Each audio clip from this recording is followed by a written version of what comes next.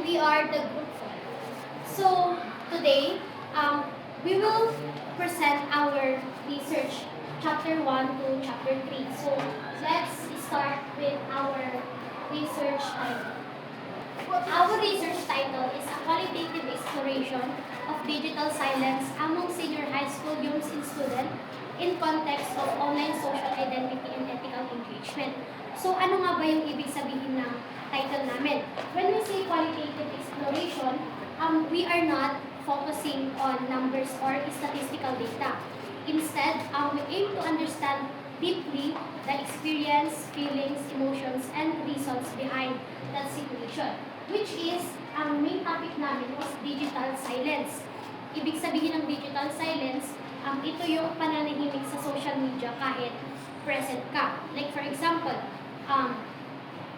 nag-i-scroll ka pero hindi ka nagko-comment or nagre-react, nagsisin ka pero hindi ka nagre-reply.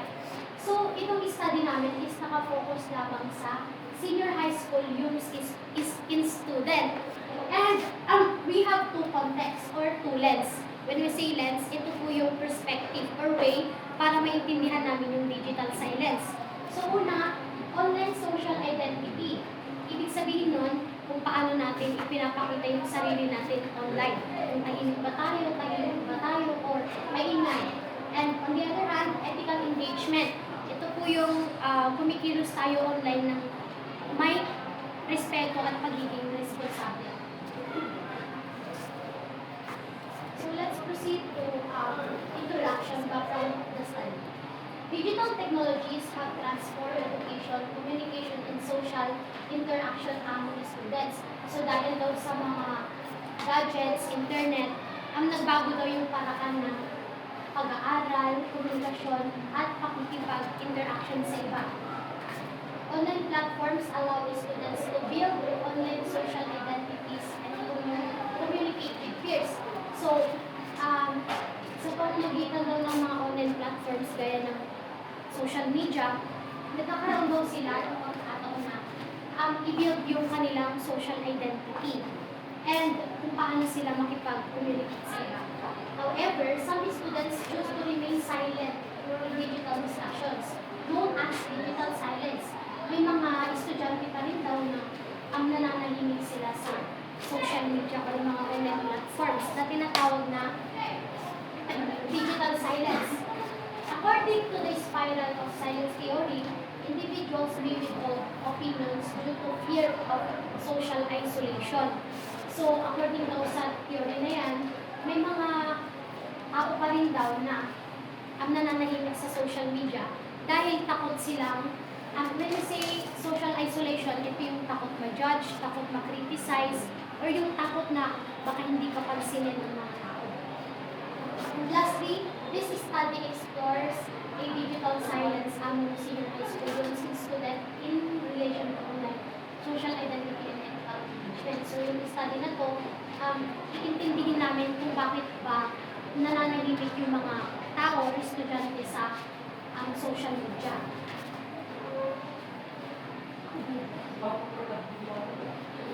So, statement of the problem. Dito natin ipinapakita yung mga tanong na sasagutin natin sa research na to. So, una, what are students' experience of digital silence in online platforms? Ano nga ba yung experience nila kapag nananahimik sila sa social media? What meanings do students assign to their digital silence? Bakit sila tahimik? Ano nga ba yung meron? Okay. How does online social identity influence their silence? Paano na-influensyahan yung pagtahimik nila sa online social identity? And last, how do ethical considerations shape their engagement?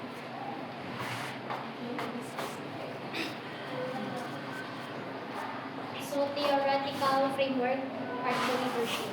Theoretical framework. This study suggests how experimental scientists theories right? We don't want to people by a good experience with the they are listeners in digital environments and online structure and influence whether individual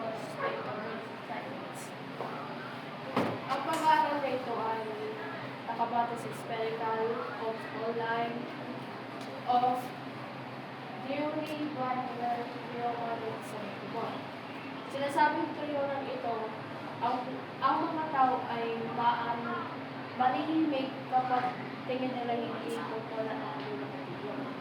Sa digital environments, ang online distraction and algorithms na nakakakonflict siya kung ang isang tao ay nakakapagsalita o malalim. Okay, next. Conceptual framework. Conceptual framework. So, ano nga ba ang conceptual framework? Yung conceptual framework, ito yung parang diagram o mapa ng ideas ng study natin. Pinapakita dito ang mga factors, cause and effect, at kung paano magkakaugnay ang phenomenon na pinag-aaralan. So, ang phenomenon na pinag-aaralan natin is digital silence ng yung student sa online platform. So, dito sa framework, may dalawang main factors na nakaka-apekto sa digital silence. Ang online social identity at ethical engagement. So, online social identity. Ito yung kung sino ka, kung anong role mo, at kung paano ka nakikita ng iba. Like, paano ka mag-post, paano ka mag-comment, kung ano ang sinishare mo. So, ayan. And we have three components of online social identity. Self-presentation in digital platforms. So, self-presentation in digital platforms this means how you want to show yourself in online world. And fear of judgment or exclusion is fear of being criticized, ignored, or excluded from the group when commenting or posting an opinion. And then sa pangatlo naman is desire for peer acceptance. Desire for peer acceptance this means everyone wants to be accepted by the group, especially teens. And sa second one naman is ethical engagement. So the first bullet is respect in online discussion. Respect in online discussion, ang ibig sabihin, magpakita ng respeto sa opinion ng iba kahit hindi ka sang-ayon. And second bullet naman is responsible digital participation. Responsible digital participation is hindi basta-basta nagpo-post ng offensive o mali ang content. Halimbawa, iwas sa fake news, harmful comments o memes na pwedeng ma-offend ang klase natin. And then sa third bullet naman is awareness of consequence. Ang awareness of consequence is alam na pwede kang masaktan o makakasakit sa iba kung hindi careful. Like, for example, isang post mo sa group chat ay pwedeng ma-share sa iba. Dapat mag-isip ka muna bago ka mag-comment. Next is assumption. Ito yung mga bagay na tinatanggap na totoo ng researcher kahit hindi pa na-approve ng study. The first bullet is use student actively use digital platforms. Ang research ay nakafocus sa digital silence para maging meaningful and kailangan ng assumption dahil ay para hindi random ang student and actively use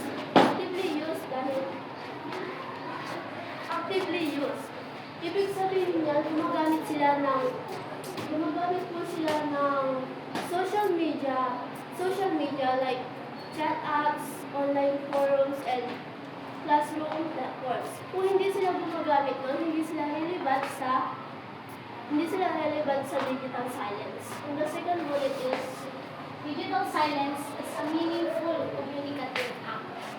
digital silence is hindi lang basta wala lang ginagawa. And Communicative act. communicative act, ito po yung may intention or may purpose ang pagiging silent mo.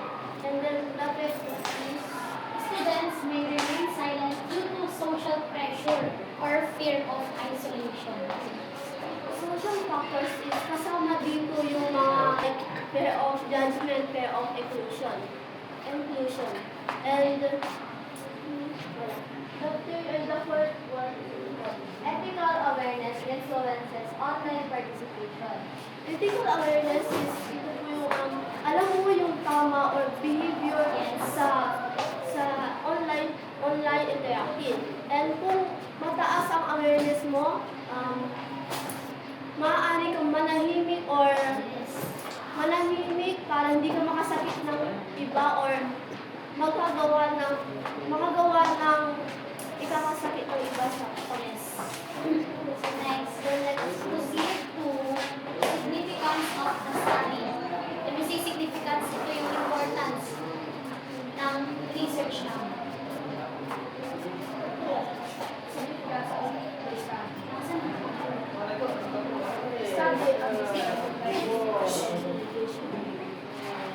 Ang significance of the study ay napaliwanag kung bakit mahalaga ang research at kung sino ang mahihinabang nito. Pinapakita nila kung ano ang value o epekto ng pag-aral sa iba't ibang tao. Sa estado naman ay dahil ay malay makinabang ang student, teacher, parents, school administrators, mutual. Sa study naman ay naintindi nila kung ano ang kanilang online identity at communication behavior. Tulad ng kung bakit minsan sila silence sa online discussion at paano nakapikto sa kanilang relationship at participation. Sa teacher naman is promote responsible digital engagement. Ibig sabihin daw ay magamit nila ang resulta para gumawa ng mga exclusive at safe sa online activity para sa may kaya ang mga student na makilahas. Yes. Parents understand adolescents online education. Makatulungan daw sila maunawaan ang online habits ng kanilang mga anak at magabayan sila sa tamang digital behavior. Sa school administrator ay support digital citizenship programs. Makakatulong ito sa mga paggawa ng program tungkol sa digital citizenship at responsible online communication. Last, mutual researchers provide reference for further studies. Magiging reference o basihan ang study nito para susunod pang research tungkol sa online behavior study.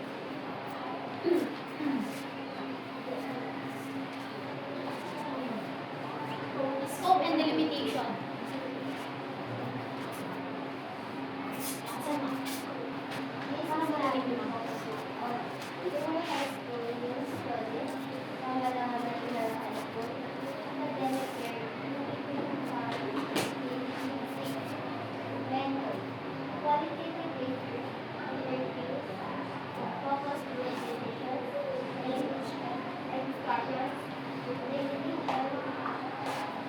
Results are limited to selected participants only. This study focuses on youth student. This study focuses on youth senior high school students from Pangalanan National High School during the academic year 2025 and 2026.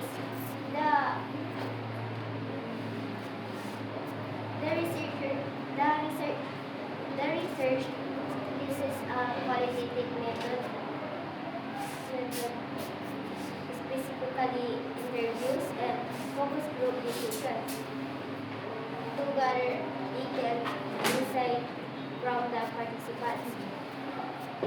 This means the research only studies a specific group of students use strand in one school, and within one academic year, the use of interviews and focus group allows the researchers to collect and deep opinions, experiences, and perspectives from the students. Limitation. The results are limited to the selected participants only. because this study involves only a small group of choosing students. The findings in the other strands, schools or locations, the conclusions applied mainly to the participants involved in the study.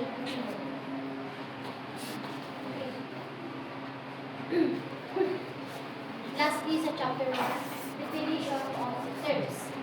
So, pag sinabi ng definition of terms, ito po natin bibigyang kahulugan yung mga terms na nasa research natin. So, una, UMC students.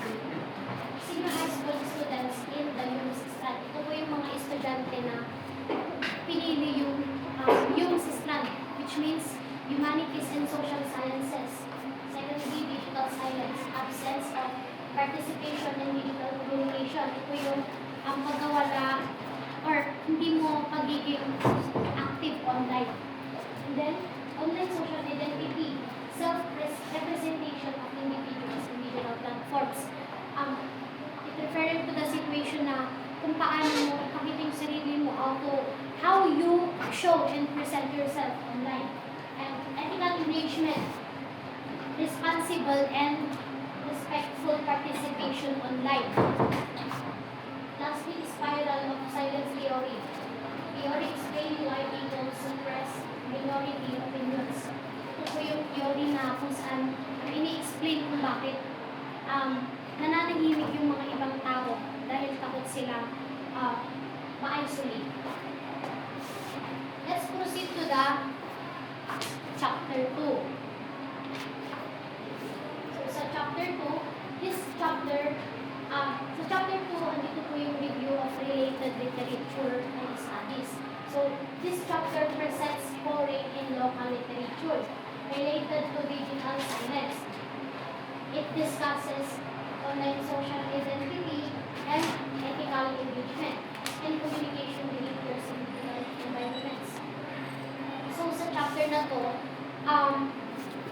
ipapakita yung mga existing studies and literature na may kaugnayan sa research namin, which is yung digital science. So, nakatutulong ko para ma-identify yung gaps or yung kulang sa mga existing research at dun sa bakit mahalaga yung present study namin.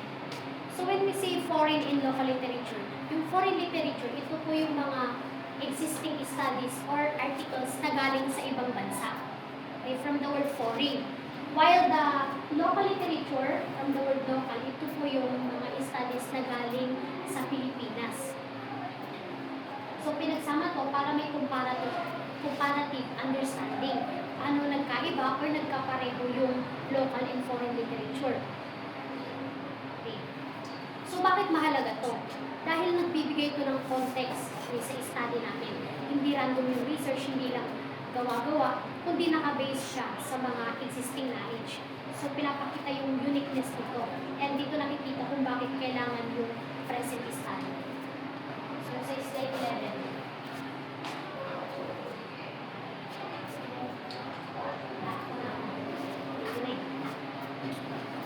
So, foreign literature, digital identity. Okay, sa identity mo digitally. Social media platforms allow students to construct and negotiate their identities. Sa social media daw, nakakatulong daw yun para social media platforms allow adolescents to construct and negotiate their identities. So, sa pamamagitan daw ng social media, nagkakaroon sila ng pagkakataon para i-construct, when we say construct, buuin yung yung identity nila.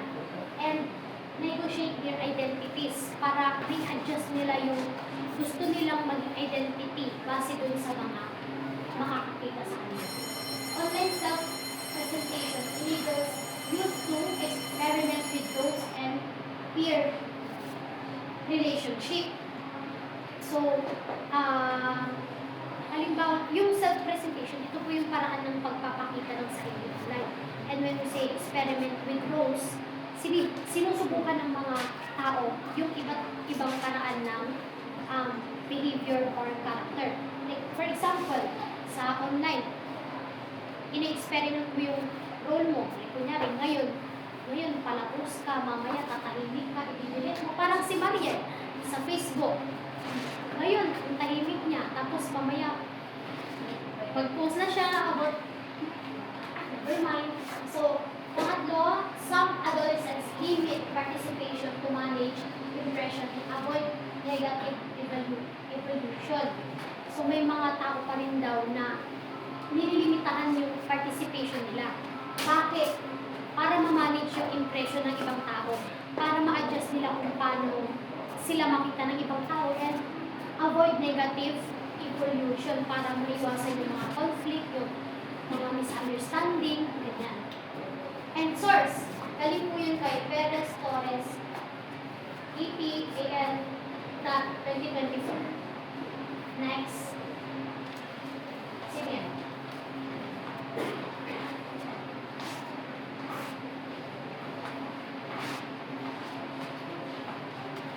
Foreign literature. Ito po yung, itong slide po na ito is,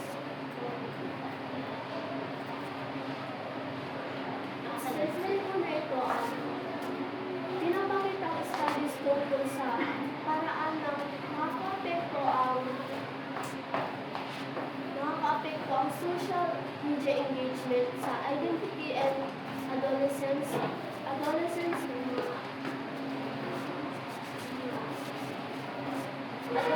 at kung paano nauugnay dito ang active passive participation. Nakakatulong ito para makarelate sa behavior ng yung strand student platforms. The first bullet is social media engagement. Social media engagement influences identity development among adolescents.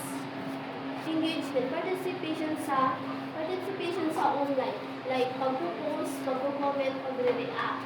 And so, identity development. Proseso kung saan ang kabataan nabuo at nare-refine ang kanilang self-concept. Second bullet, active participation supports identity exploration. Active participation, aktibong pag-post, comment, o share ng opinion.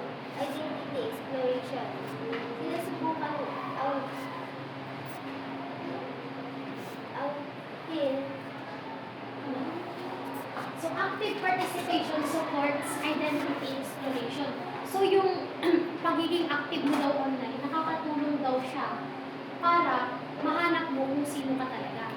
Like for example, dati ang tahimik mo, tapos sinubukan mo maging maingay, nag-post ka, ganyan. Tapos nag-iingay ka na sa GC, marirealize mo na, ay, kaya ko pala yung ganito. Maingay ko, kaya ko din pala makipag-participate online.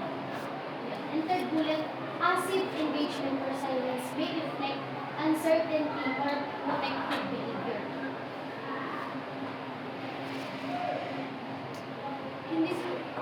Uncertainty, hindi sigurado sa sarili o sa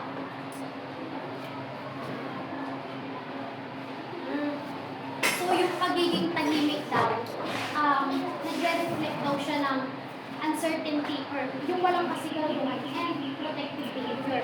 Parang, for example, tahimik ka kasi protective ka sa sarili mo para hindi ka ma-judge ganyan. Next. Source. It is by, sige, wag na. Foreign literature. Study na galing sa ibang bansa. Participation and silence. Ito, privacy and self-censorship. Adolescents tend to self-censor when unsure who can view their posts. Fear of judgment, misunderstanding, or exclusion influence participation. Nakaka-influence daw sa atin na makipag-participate tayo yung fear of judgment, takot na ma-judge, misunderstanding, hindi pagkakaintindihan, or exclusion. So third bullet, digital silence may help students maintain social belonging. So yung pananahimik mo daw online, nakakatulong daw yun para ma-maintain yung social belonging, yung pakikisama mo ng may respeto. So source, galing kay Kim, EPAL, 2025. Foreign literature spiral of silence. So, for foreign literature spiral of silence, it shows how the spiral of silence theory explains why people sometimes remain silent, especially in the online environment. So, the first bullet is the spiral of silence theory explains why individuals suppress minority opinions. So, this theory says that some people do not express their opinions if they think their view is different from the majority. Instead, they choose to remain silent to avoid disagreement. And the second bullet naman is people may remain silent due to fear and social isolation. So, minsan, pinipili ng tao na manahimik dahil natatakot silang ma-judge, ma-ignore, o hindi tanggapin ng grupo. Like, for example, sa group chat, may student na may opinion pero hindi na lang siya nag-message kasi baka ma-judge lang yung opinion niya. And then sa third bullet naman is online environment create fragmented opinion climates. So sa online, maraming iba't ibang groups at opinions, kaya minsan naghihirapan ang tao mag-share ng sariling idea, lalo na sa iba. Ito sa majority. Like for example, sa Facebook comments, karamihan ay may parehong opinion, kaya may ibang tao na pinipiling hindi na lang mag-comment. And then yung source niya is si Noel Neyuman, 1974, Hopkins, 2015, and Al Makati, 2026. Galing sa Makati kasi Makati. Foreign literature, digital silence, and ethics. Nananahimik sa social media and ethics. Yung si ethics, ito yung tamang asal. Digital silence may function as politeness, emotional regulation, or resistance. Ethical awareness and empathy influence responsible behaviors.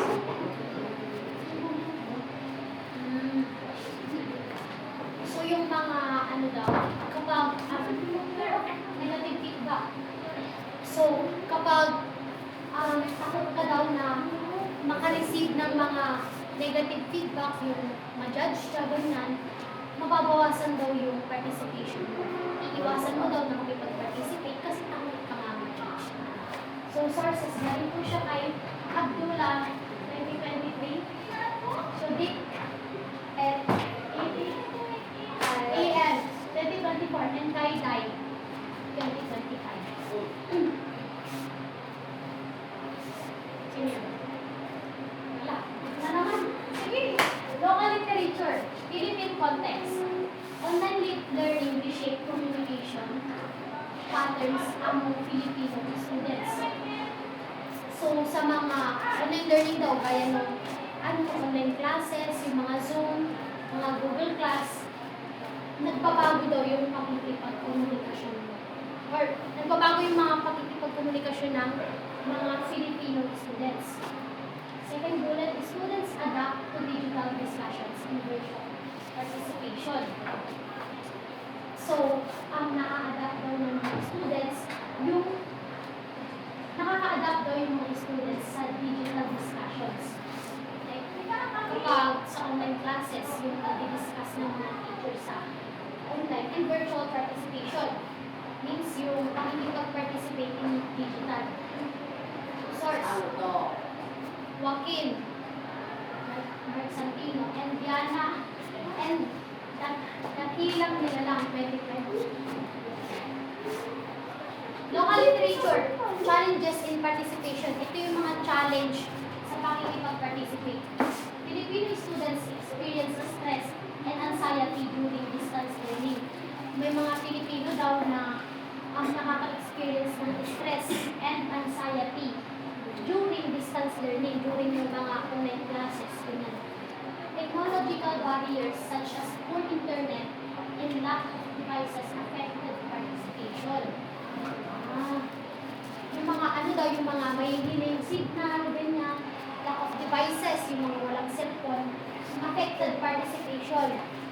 Like, for example, yung sa amin, sa matik namin sa math, cellphone. Paano yung mga walang cellphone, yung mga walang load? Hindi sila makipag-participate.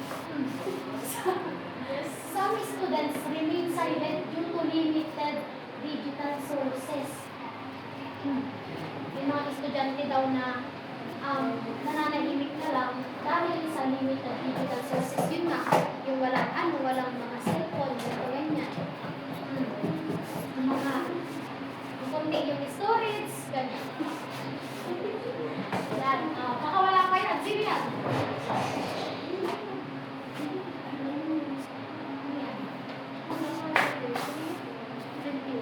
Ikaw yung Jima!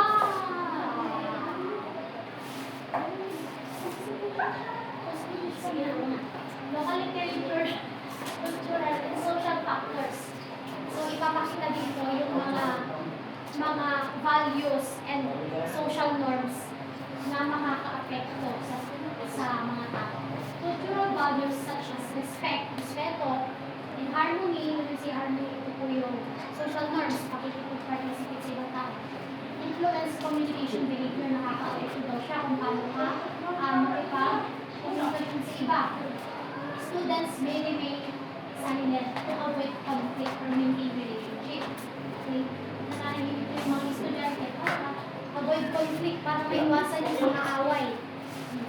And maintain relationship para maintain friendships, ganyan.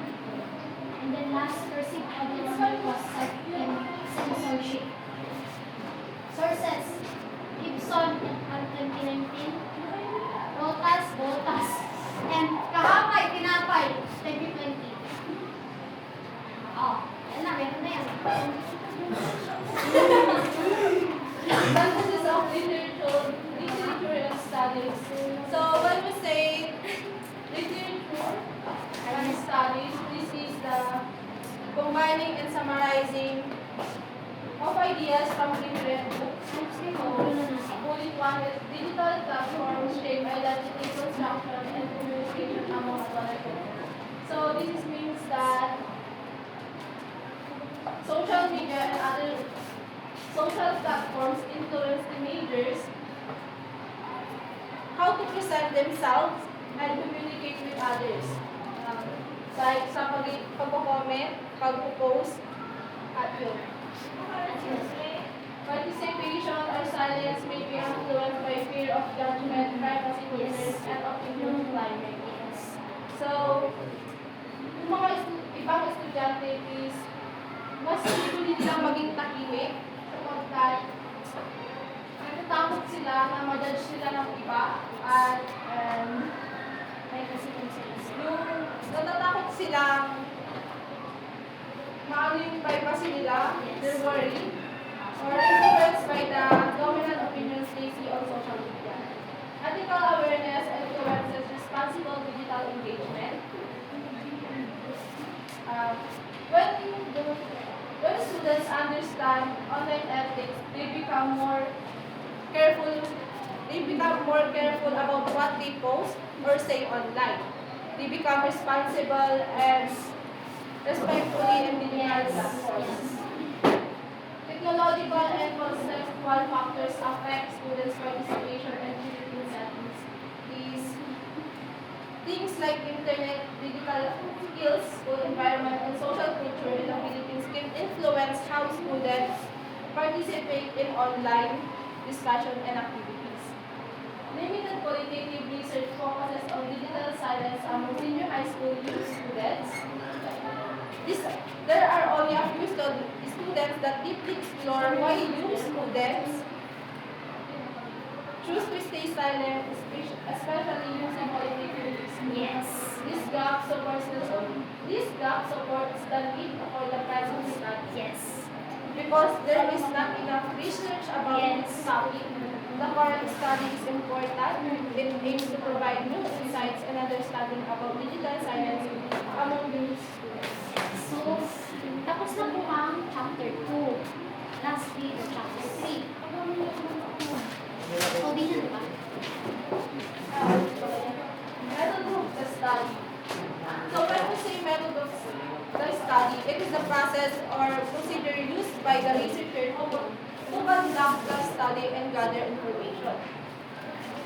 This study uses a qualitative research method. So, ang focus lang namin is understanding ng mga experiences nila, opinions, and perceptions of the students instead of using numbers or statistical.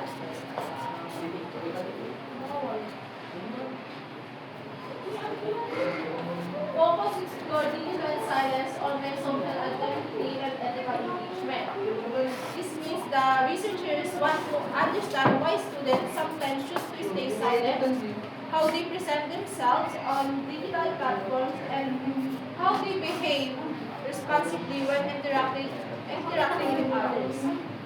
Qualitative approach answers how and why questions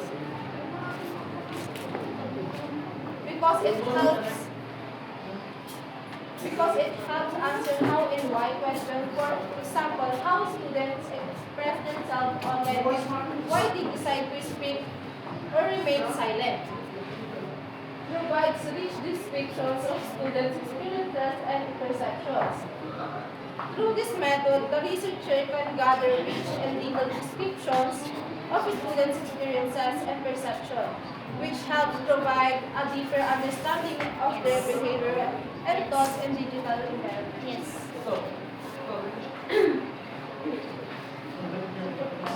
Si Gemma yan, alam mo. Yan, source of data. When we say source of data, ito yung pinanggalingan na nakalap namin na information. Sige na. Baka mo yan.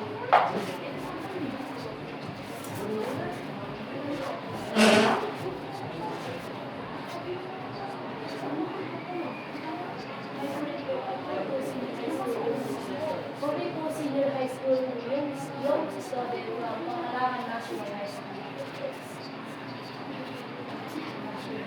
Kaya naging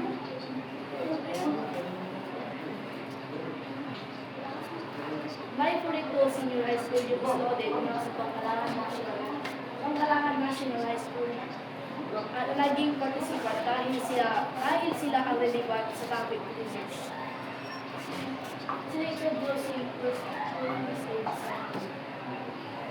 Yung safe purposive sampling, ito po yung intentional na pinili namin yung mga participants based sa character nila. Alam namin kung sila tahimik, sila ganyan, kaya namin sila pinili. Yun po yung purposive sampling. Chosen because they actively use digital platforms. Pinili po namin sila dahil sila yung mga laging gumagamit ng digital platforms like social media. Provide data and then do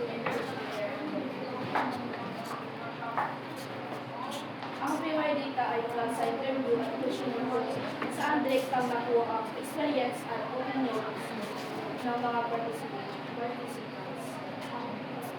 Secondary data, article books, and policy documents on data behavior. Ang mga secondary data naman ay mula sa article books at policy documents na sumulat sa mga Like yung sa example dun sa chapter 2, di ba yung mga studies na galing sa ibang bansa, na articles na gawa na siya. So next. Yung decide, ito po yung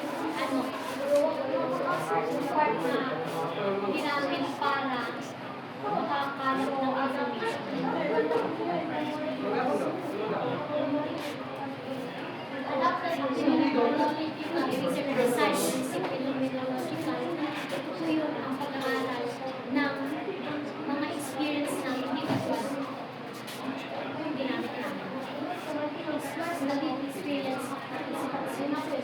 phenomenological, yun yung in-explore mo yung experience ng mga individual, which is yung experience ng mga estudyante kung bakit sila focuses on how students decide to design online self-presentation.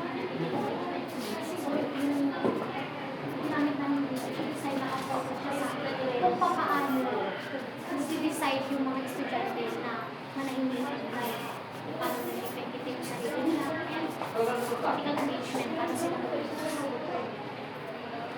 align with constructive narrative knowledge is constructive from participants narratives.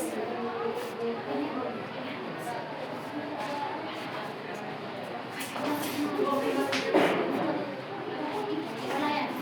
Siya.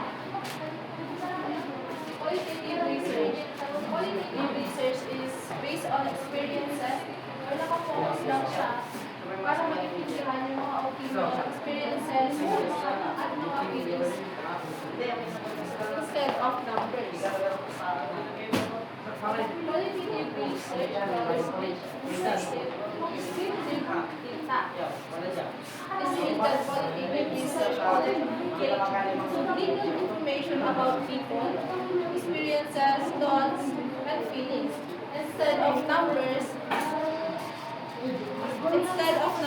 or statistics.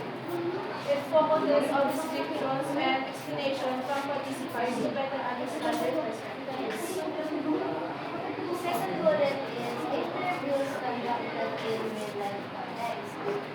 So this means the interview is done in the actual situation of the participant, such as online chat or Zoom, to make the answers more natural and honest. Like, for example, ini-interview mo yung isang students habang nakalapit siya sa classroom tungkol sa paggamit niya ng social media. Bullet number 3 focuses on interpretation only rather than numbers. This means that qualitative research aims to understand the meaning behind people, actions, or experiences. Helps explore sensitive topics like ethical engagement and digital silence. So it is easier to discuss sensitive topics because participants can share their experience and feelings. Like, for example, tinanong mo ang student bakit minsan hindi siya nag-comment sa online discussion at na-explain niya ang personal reasons niya.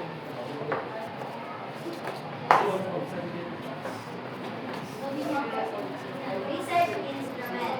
So, ang layunin ng research instrument is ipakita kung ano ang main tool na ginagamit ng researcher para makuha ang data at kung paano ito nakatulong sa qualitative research. Mahalaga ito para maipaliwanag na maayos at validated ang instrument ng study. So, the third bullet is main tool semi-structured interview guide. So, ibig sabihin, may guide o list ng questions, pero flexible para makapag-follow up kung kailangan. Second bullet is contains open-ended question on. The first one is digital habits. Digital habits, tanong tungkol sa araw-araw na paggamit ng technology o social media. And experience of digital silence is tanong kung bakit minsan nananahimik sa online discussion. The third is online social identity, tanong kung paano nila ipinapakita ang sarili nila online. At ethical engagement naman is tanong kung paano sila kumikilos o nagde-decision online ng tama at responsable. And allows follow-up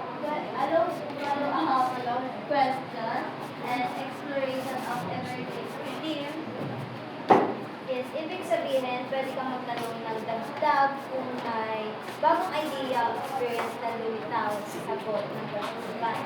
Yes. And validated by experts and pilot tested with students is ibig sabihin, sinusuri muna ito ng experts para siguradong tama at maayos at sinubukan sa ilang students bago gawin ang minsan.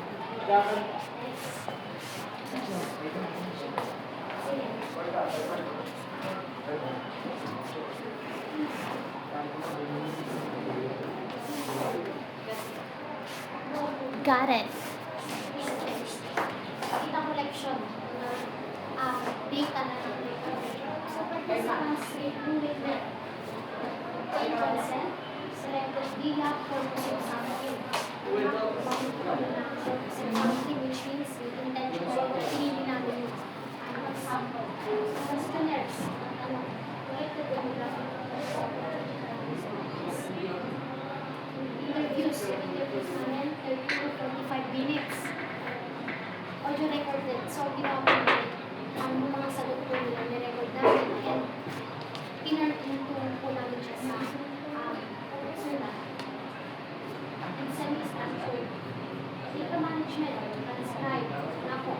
From the audio hanggang sa nila natin written. And review, review po siya. So, use and stored securely ang ginawang mabuti ba. The next, data analysis. Sige.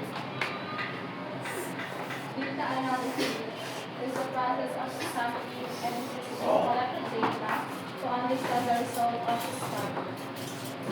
So, transcript from audio interviews converted to text So, this means the recorded interviews were written down word for word, transcribing the audio into text, help researchers with review and analyze the participants' answers more easy. Coding important statements and labels input and code. In this step, the researchers studies identify important ideas or statements from the interviews. These ideas are given labels or codes to organize similar responses. Analysis. Codes grouped into main themes. After coding, similar codes are combined to form main theme. These themes represent the common patterns or ideas found in participants' responses. Number 1 is reasons for digital silence. This theme explains why students should stay silent, such as fear of judgment or privacy concerns or avoiding conflict. Online self-presentation. This is focused on how students present themselves and on social media, including how they control what they post or share online. Ethical engagement. So, ethical engagement is kung paano sila mag-behave or paano nila pinapakita yung sarili nila online. Such as respecting others, thinking before posting, and following online ethics. Integration with questionnaire descriptive tools, statistics support interview findings. The researcher used questionnaires to base statistics to support and strengthen the result from the interviews. Reliability and confidentiality.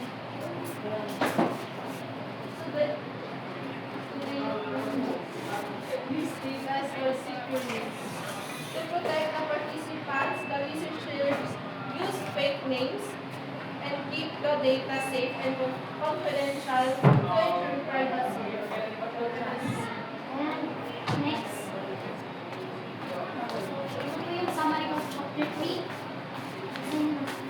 Chapter 1. Introduce the study of digital science as a young student, guided by the spiral of science theory and focusing on online social and ethical behavior. Chapter 2. Review foreign and local literature related to digital communication, participation, and silence. Identifying the research gap addressed by the study. And lastly, sa chapter 3, presented the qualitative phenomenological methodology involving 42 young students with data collected through interviews, questionnaires, and analyzed using coding and thematic analysis. So, sa pag-aaral ko ito, natutunan ko na hindi lang pala basta-basta na narinig estudyante. And they have many reasons kung bakit sila na nanginginig online. Kaya we have to be careful on kung anong ipinapakita ng ibang tao sa atin. And don't judge agad kasi we don't have idea kung anong pinagdadaanan nila. So, yun lamang po. We are the Group 4 and thank you.